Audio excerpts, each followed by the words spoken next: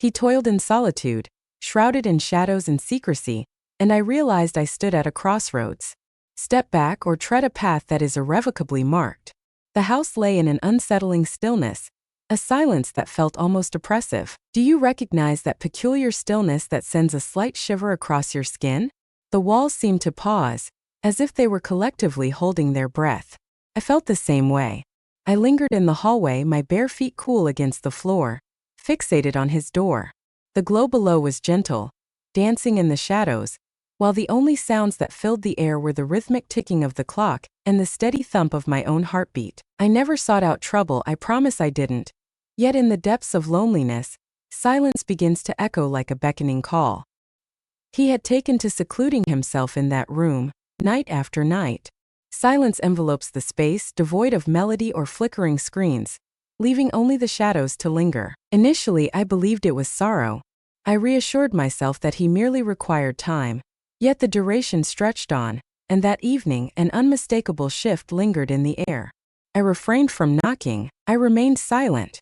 I found myself rooted to the spot, one hand gripping the doorknob, utterly still. I longed to express that I stepped away, that I pivoted and chose the path of righteousness. Yet the reality is I found myself lost, uncertain of what the right course of action truly was. What actions unfold when you catch a glimpse of your own void mirrored in another's gaze? I was not merely inquiring about his well-being. I too was in search of something, a sensation I had not experienced in ages.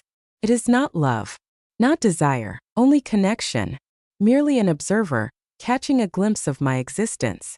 And that's the aspect that remains unspoken. Desire isn't the sole driving force. At times it revolves around the desire to be seen. It was never part of my design.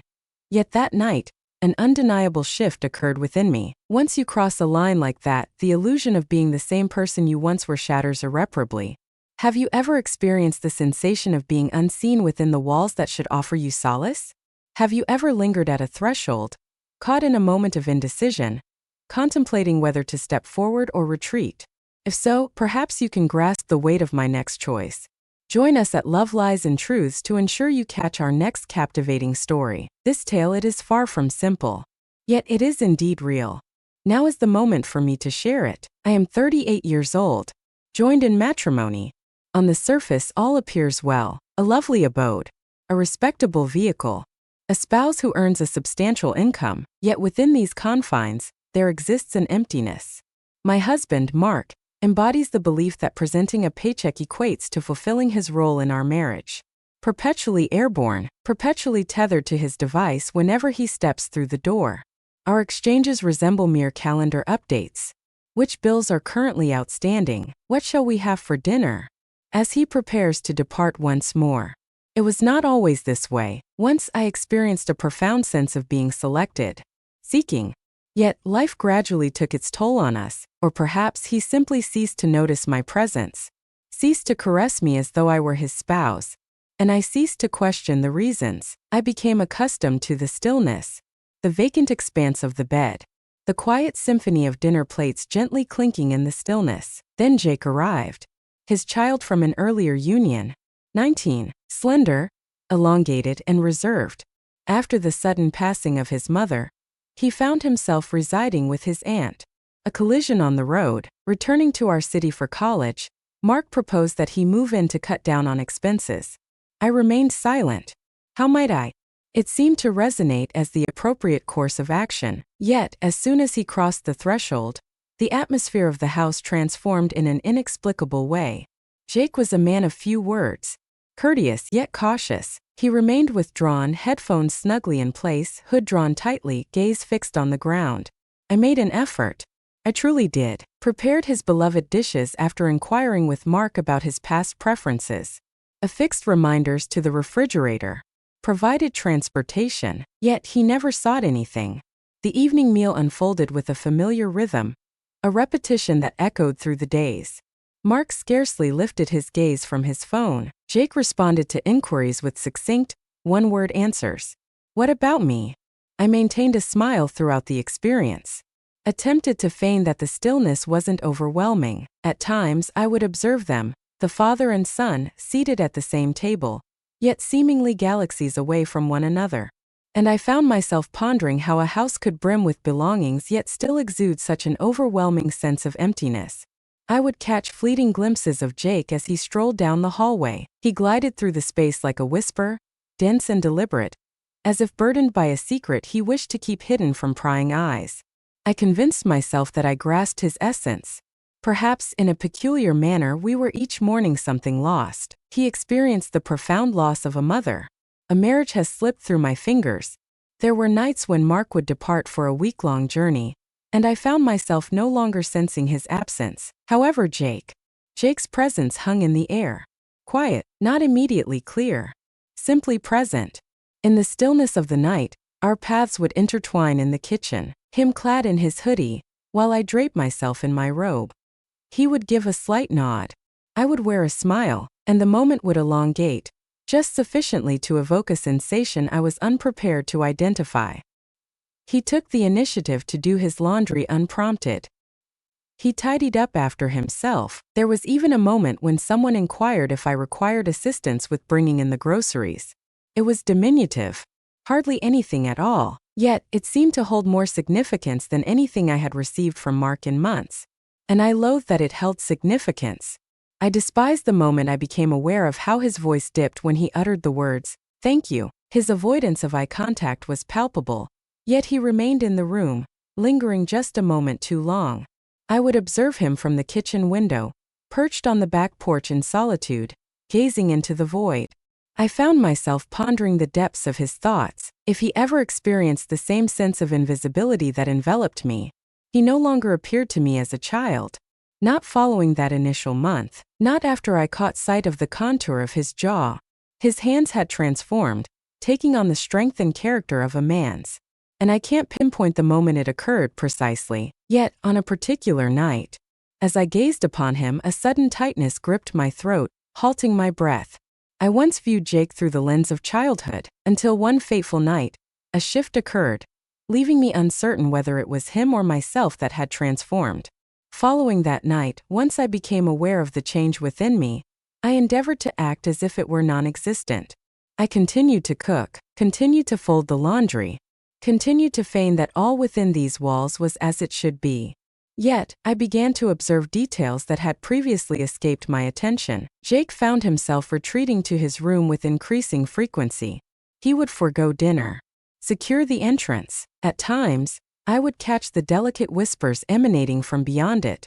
Whispers in the shadows. The gentle dance of light on the screen. The deep, resonant pulse of bass reverberates through the air. Yet above all there is silence. Initially I chose to leave it alone. At the age of 19, he stood on the precipice of adulthood. He faced numerous challenges. Grief arrives in surges. Perhaps it simply crashes more forcefully under the cover of night. Yet there was an unmistakable quality to his retreat that set it apart. It transcended mere sadness. It was a deliberate evasion. It seemed as though he was concealing a secret, or perhaps evading an unseen force. As I made my way to bed one night, I found myself passing by his door. The light flickered weakly. A gentle luminescence seeps out from beneath the door. I hesitated. Not for an extended period, merely a heartbeat beyond the moment. And then it reached my ears. Not voices, it is not music, yet a cadence.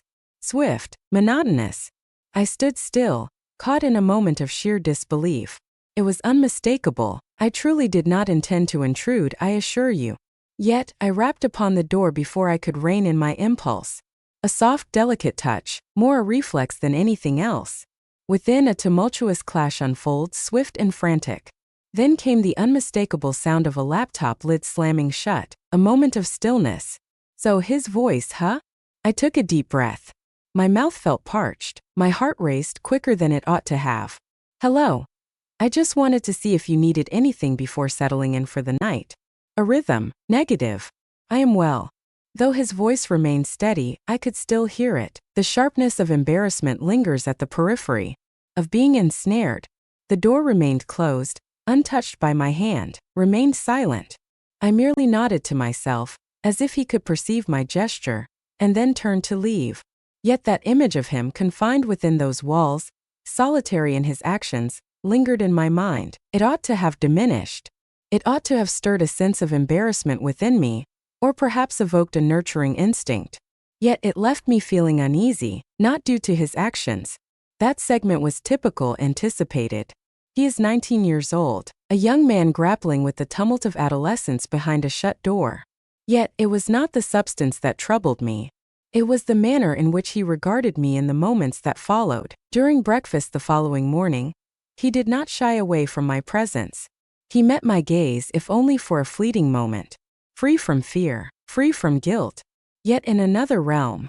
An elusive concept difficult to define. It was as if he wished for me to grasp a truth that lingered in silence. Indeed I did. Perhaps I had the desire to, for I had experienced it as well. The moment of stillness.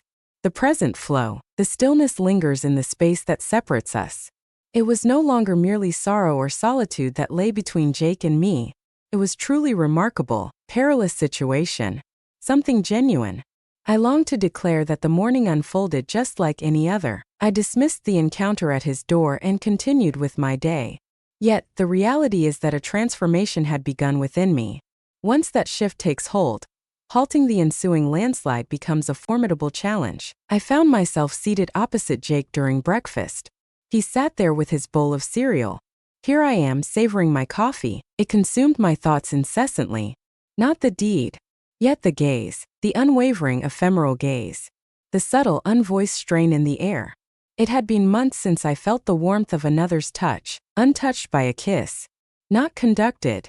Not a single scratch from chance. Mark was perpetually occupied, perpetually weary, perpetually adrift whether in thought or in presence. I once pleaded for his attention through the tiniest gestures. Adorned in a fresh blouse, preparing his beloved dish, seeking his hand in the quiet of the night. In the end I ceased my efforts, for there is no greater solitude than extending a hand to someone who remains utterly unmoved. Nevertheless, Jake recoiled. He caught sight of me, within the stillness, through delicate nuances of inhalation and the unspoken cues of posture. I had no desire for it, initially not at all. Yet, in moments of hunger, even a fleeting look can seem like a sumptuous banquet. During that week, I found myself hesitating, savoring the moments a little longer, a touch more extended than what was required. As I walked past his door, I was certain he was already awake, engaging in trivial conversation, fully aware it would lead to nothing, simply to savor the sound of his voice. As night fell, I began to don lighter robes, gentler textiles. I reassured myself that it was indeed summer. It's far too warm for anything more substantial. Yet that was not the reality. In reality, what I craved was recognition, authored by an individual. Even if it were indeed him. I made my way to the kitchen, fully aware that my footsteps echoed in his ears. I leaned down to retrieve an item from a low cabinet, acutely conscious of the angle. It was an error. I was acutely aware of its wrongness, yet the sense of wrongness was intertwined with an unidentifiable yearning. Curiosity seeped in, igniting a gradual flame. What if he cast his gaze once more? What if he desired to? I reassured myself that my actions were simply an expression of kindness. I was watching over him, guiding him through the transition, ensuring he felt a sense of companionship. Yet my thoughts turned against me. They lacked maternal instincts. Their chaos was palpable, starving, perilous. In the stillness of the night, I would find myself lying in bed, my gaze fixed upon the ceiling above. Mark lay turned away from me, either lost in slumber or feigning sleep, and I found myself contemplating the glow emanating from beneath Jake's door, the strain in his voice as I rapped on the door. His eyes danced with a spark the moment they met mine in the morning light. I loathed myself for it, however I also did not. Memories of my younger selves kept surfacing in my mind. 17, 22, 25. Perpetually seeking affirmation from men who dispensed their attention as if it were a form of currency. I believed I had moved beyond that. That union would provide the stability I seek, grounding me in something steadfast. Yet, in countless ways I remained that girl, forever pursuing that which eludes my grasp. And then there was Jake. He never sought any of this. He took no action whatsoever. Yet, he gave me a sense of being as if I truly mattered. And that was all it required to sustain the thoughts in existence. I repeatedly reassured myself that my actions were merely an expression of kindness. Yet, in the stillness of the night, as I revisited that moment in my mind, the sound of the knock echoed vividly, the stillness, the gaze. I sensed there was more to it. It began with the tiniest details. His gazes lingered more. He ceased to avert his gaze so swiftly. Initially, it occurred in fleeting moments, as I entered the room or as I offered him a plate. Yet, it transformed into something entirely different. One morning, I noticed him observing me intently as I poured my coffee, not in a casual manner. It was no mere coincidence. Observing, it was as if he were committing to memory the rhythm of my movements. I allowed him to continue unimpeded. I was unable to. The focus it commands, exquisitely gentle, it is remarkably silent, resonated with a volume unmatched by anything I had encountered in years. I reassured myself that it was merely a figment of my imagination. Yet soon after the caresses arrived, he glided by me in the hallway, deliberate, almost ethereal.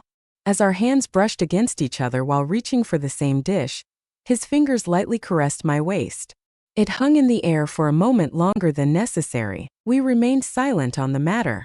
However, it was unnecessary for us to do so.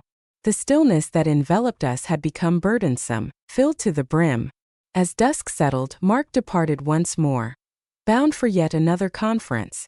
Jake and I found ourselves in the solitude of our home. I suggested we watch a movie. It seemed innocuous enough.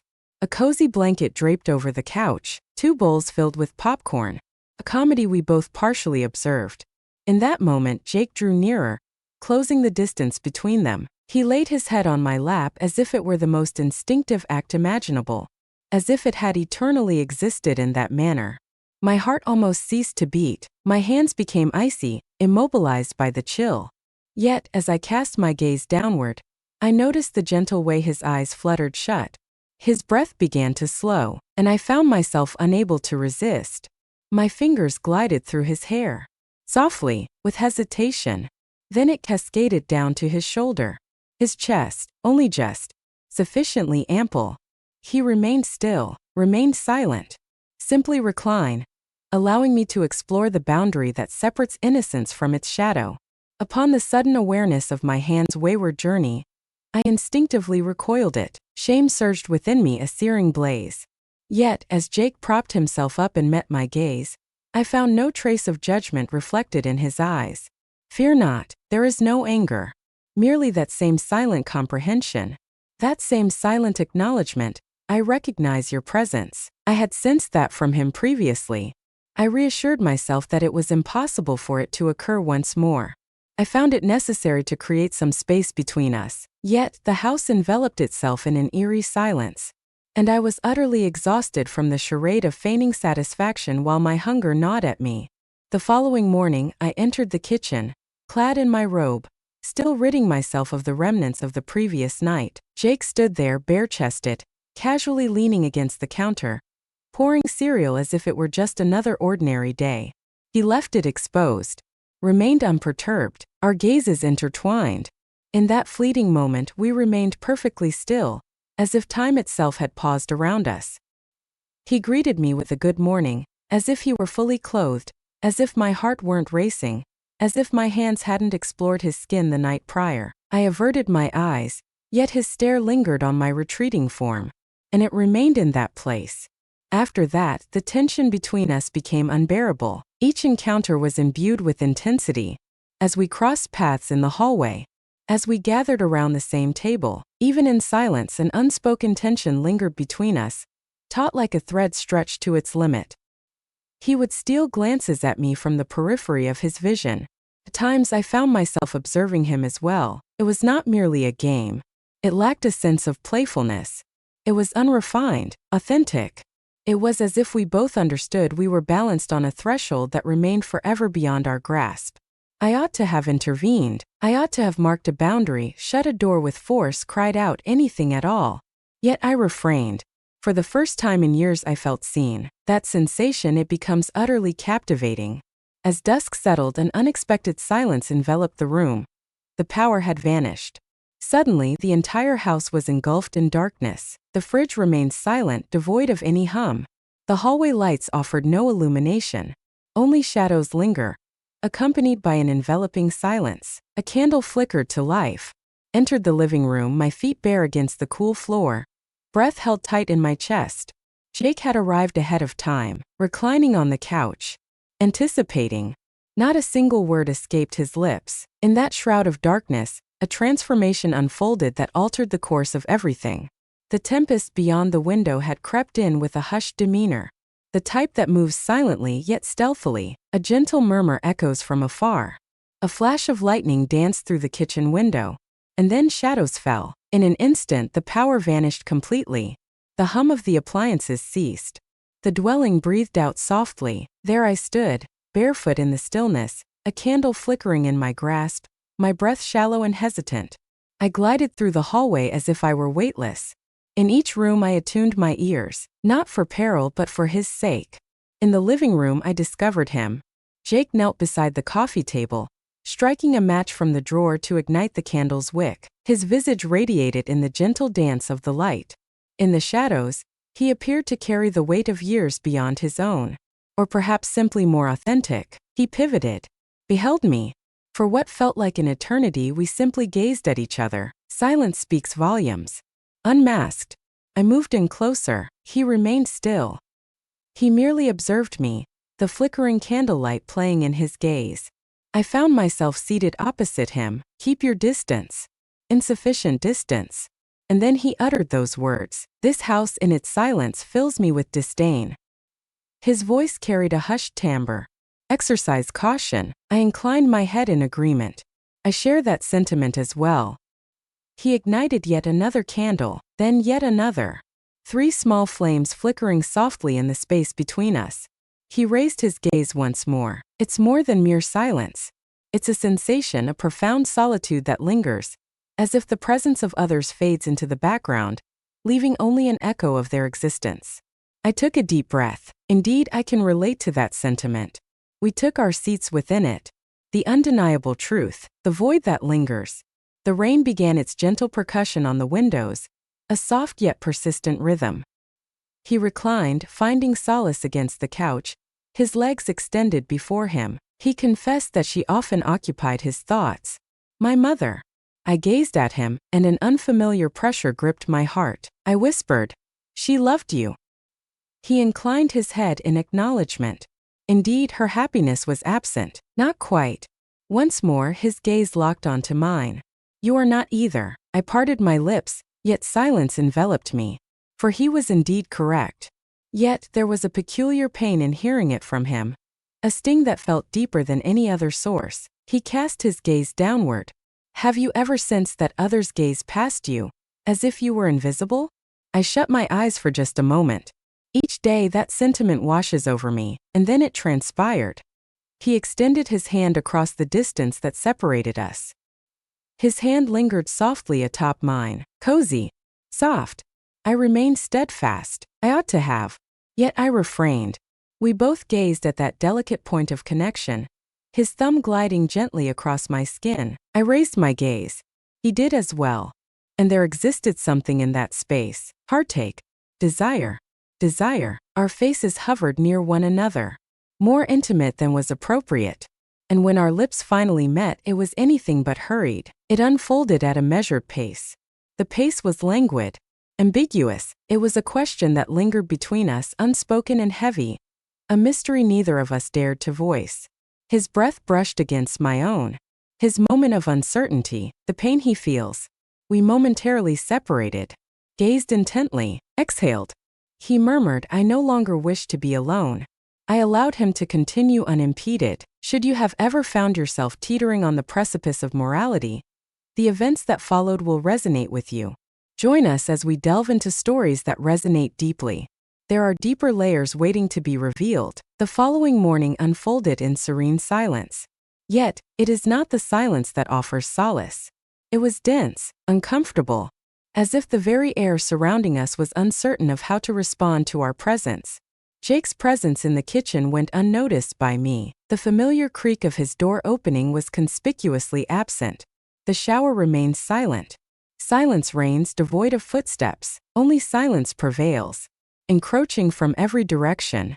I lingered in my room more than I typically do. I occupied my time with tasks that seemed unnecessary, folding laundry that was already neatly arranged and smoothing out a bed that had already been made. Yet, my body held on to the memories. Each nuance. His breath hung in the air. His voice resonated. The gravity of that moment we forged together, a creation we could never undo.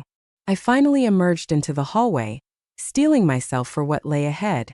Yet his door remained shut. Perhaps it is locked. I refrained from knocking. I was unable to do so. That day unfolded in a haze. I brewed coffee, tidied dishes that remained untouched, and opened the windows to invite in air that felt just out of reach. At the stroke of noon, the sound of the front door creaking open reached my ears. Mark had returned to the sanctuary of his home. He was meant to be away for 2 additional days. Yet, there he stood, placing his suitcase by the door, murmuring something about postponed meetings and a tempest's hindrance. A wave of nausea washed over me. It was not merely the dread of discovery that burdened me, but the heavy toll of the deception I was now entangled in. Jake remained ensconced in his room, a silent figure behind closed doors. Despite Mark calling out to him, attempting to spark a conversation through the door, Jake remained silent, chilly, remote. Mark arched an eyebrow. Is he okay? I merely shrugged, spoke of the pressures of academia, the tempest brewing, and the desire for solitude. It seems that Mark may have doubted my words, yet, he refrained from pressing the matter. That evening, it was merely the 2 of us at the dinner table. Jake remained upstairs, not descending. Mark appeared rather unfazed. He scarcely lifted his gaze from the screen, mechanically shoveling food into his mouth as if the world around him remained unchanged. Yet all had changed, all things. Food eluded me. Each morsel transformed into a bitter dust upon my tongue. My skin felt uncomfortably taut. My heart beats with an intensity that cannot be ignored. I urged myself to conform to the ordinary, to inhale deeply, to close and open the eyes swiftly, to be. Yet, my body held on to the memories. Guilt, it often arrives not with a thunderous cry, but in whispers that linger in the shadows. At times it manifests as a mere whisper, a relentless, throbbing ache that persists without respite. Time flowed on. Jake lingered in the confines of his room. He steered clear of my presence. I steered clear of him. In the rare moments our paths intertwined, his gaze never found its way to mine. His shoulders bore the weight of tension, his jaw set in a firm line. What was once a realm alive with subtle potential now pulsed with unease. His absence weighed heavily on my heart. I loathed myself for that as well. One night, well past midnight, I found myself once more lingering by his door. I caught wind of it. The gentle glow of a display is absent. There is no motion. Yet weeping, subdued, strangled. I stood still, caught in a moment of sheer disbelief. My hand lingered just above the doorknob. Yet I found myself unable to make that turn. Instead, I murmured, my voice scarcely rising above the whisper of the trees. I apologize. I'm uncertain whether he caught my words. Perhaps I wished he hadn't. Yet, at that very moment as I began to step away, his door burst open. His eyes glowed with a crimson hue, streaked with tears, furious. He gazed at me as if I had torn something vital from within him. With a finality that echoed through the hallway, he uttered a single sentence before forcefully closing the door behind him. You assured me that solitude was not my companion. Rest eluded me after that fateful night. After Jake's words struck me with a force greater than the door he had just slammed in my face. You assured me that I was not alone. Perhaps that was the most painful aspect, for I truly meant it. In my unique manner, I truly meant it. Yet, what I offered him was far from solace. It lacked stability. It was not love. Not the sort that mends. It was a shattered piece, enveloped in a cocoon of warmth and bewilderment. The silence that lingered between us seemed to stretch into eternity. I wandered through the house, a spectral presence in the stillness, polishing surfaces that are already spotless, arranging garments that did not belong to me. Mark remained oblivious to the change. He never did. He believed we were all right. On certain nights, I found myself lying awake beside him, contemplating whether I should finally reveal my thoughts, peel it away swiftly as one would with a bandage, allow the truth to flow forth, shattering whatever remnants lingered between us. On certain nights I would gaze at the ceiling, envisioning myself packing a bag, stepping out the front door, and vanishing into the unknown. Yet neither came to pass. I found myself paralyzed, overwhelmed by fear to utter a word, overwhelmed by a sense of shame, unable to step outside. What sort of woman am I to desire affection so intensely that I would take it from someone who is already shattered? The question lingered in my mind, a persistent shadow. It resonated within me more powerfully than the fiercest tempest imaginable. Memories began to resurface in vivid detail, not belonging to Jake, not even of that evening, yet regarding my own being, more youthful, more compact. Concealed behind doors, I lingered, yearning for someone, anyone, to inquire about my well-being. I recalled my father, perpetually absent, my mother, perpetually filled with rage. From a young age, I discovered that love was often bound by conditions, and that silence felt like a safer refuge than the rawness of honesty. Thus, I mastered the art of pretense, grinning amidst the agony, chuckling when all I craved was to unleash a cry. And at some point in my journey, I began pursuing the very essence of love that surrounded me in my upbringing. Remote, chilly, riddled with gaps. Jake. He was more than merely a boy. He reflected the world around him. He mirrored every fragment of my being that I had labored for years to conceal. Perhaps that was the very essence of its peril. Could it have been love? I'm uncertain. Perhaps it was merely two scars resting against one another, yearning for the burden to resemble solace. One afternoon, as Mark ventured out, I settled in with a pen and paper, focus unwavering. There are no justifications. I composed a letter. I documented it all. Each passing moment, each misstep, each emotion I bore, unearned and uninvited. As I penned those words, tears streamed down my face, the sort of weeping that empties your very soul. Upon completion, I carefully sealed it within an envelope. I tucked it away in the drawer next to our bed, and there it lingered, for the simple reason that I lacked the bravery to present it to him, to shatter the fragile remnants of our illusion. Yet, discarding it was not an option for me. It was the most authentic expression I had ever crafted.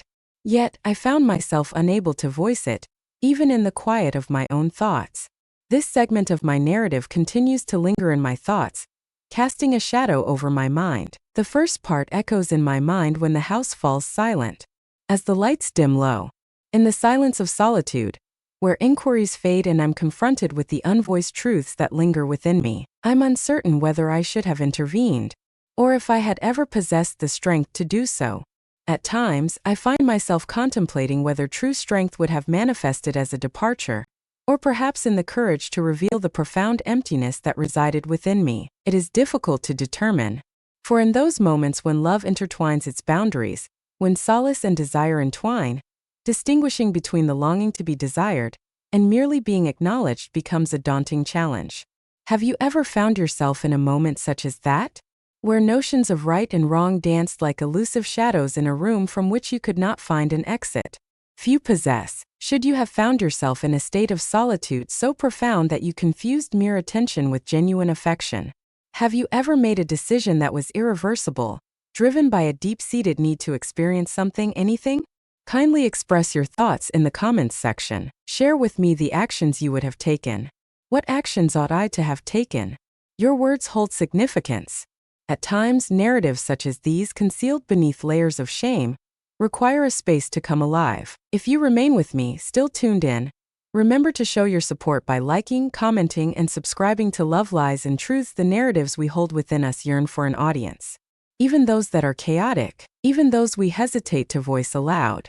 Not every secret is meant to remain hidden. Yet, there are those that carry a peril too great to utter. What transpired that evening, the exchange between Jake and myself, did not culminate in flames or wrath. There was no grand detonation. There shall be no admission of guilt. There appeared to be no visible consequences. Yet, a transformation stirred within us. Silently, forever. He never regarded me in quite the same way again. And I found it impossible to regard myself in the same light as before. Love is not always untainted. It doesn't always embrace with softness. At times, it emerges from scars rather than solace. At times, it emerges from the profound depths of solitude, the kind that lingers unnoticed as you slowly disappear. and the most solitary of hearts, they embark on the most audacious decisions. I'm uncertain if I will ever confide in Mark, or if Jake will ever find it in his heart to forgive me, or if I will ever find it in my heart to forgive myself. Yet I am aware of this, it is something I bear within me. Each passing day, not as a mark of honor, yet akin to a bruise. A gentle reminder that the heart often struggles to distinguish between what mends and what wounds. Perhaps forgiveness is not a gift we request from others, but rather a treasure we cultivate within ourselves over the course of our lives.